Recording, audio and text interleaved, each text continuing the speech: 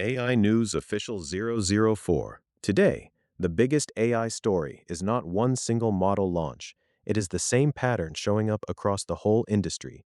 AI is moving out of the chat window and into the places where decisions actually happen. Search, enterprise data, developer tools, media verification, regulation. That is the map tonight. Story 1. Google is turning search into an agent layer. At Google I/O, Google rolled out a huge AI push across search, Gemini, YouTube, shopping, developer tools, and creative media. The headline is not just Gemini 3.5 Flash or Gemini Omni or another upgrade to the Gemini app. The headline is that Google is trying to make AI the default interface for finding information and taking action. AI mode in search is now being pushed harder. Google says information agents will be able to monitor topics in the background and send synthesized updates. Gemini Spark is framed as a personal agent that can work under your direction, even when your device is not active. And Gemini Omni pushes AI video creation deeper into Google products. The operator read, "This is not only a model race, this is an interface race. Whoever controls the moment when a user searches, compares, buys, watches, verifies, or acts has a massive advantage." Story 2. Provenance is becoming AI infrastructure. OpenAI announced a stronger content provenance system built around C2PA content credentials, Google's SynthID watermarking, and an early public verification tool. Google also highlighted SynthID verification around its new AI media tools. That matters because AI media is getting too realistic for trust to depend on vibes. Metadata can be stripped, screenshots can break chains of custody, watermarks can be missed. So the industry is moving toward layered signals, signed metadata, invisible watermarks, and verification tools that ordinary people can use. The operator read, "Provenance is not a side feature anymore. It is becoming part of the trust stack for AI media."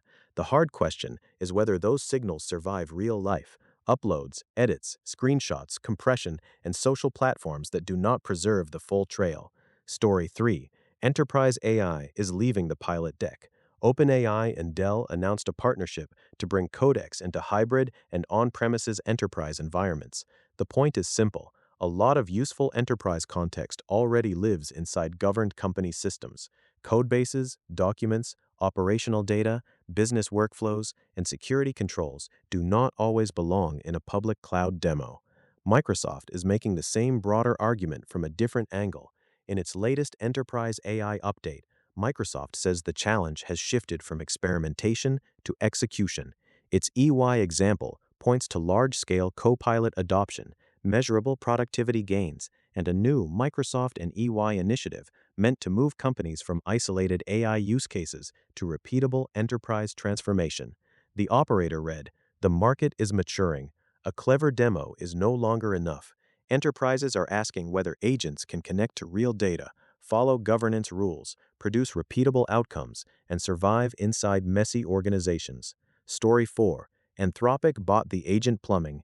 Anthropic acquired Stainless, a developer tooling company that generates SDKs, command line tools, and MCP server tooling from API specifications.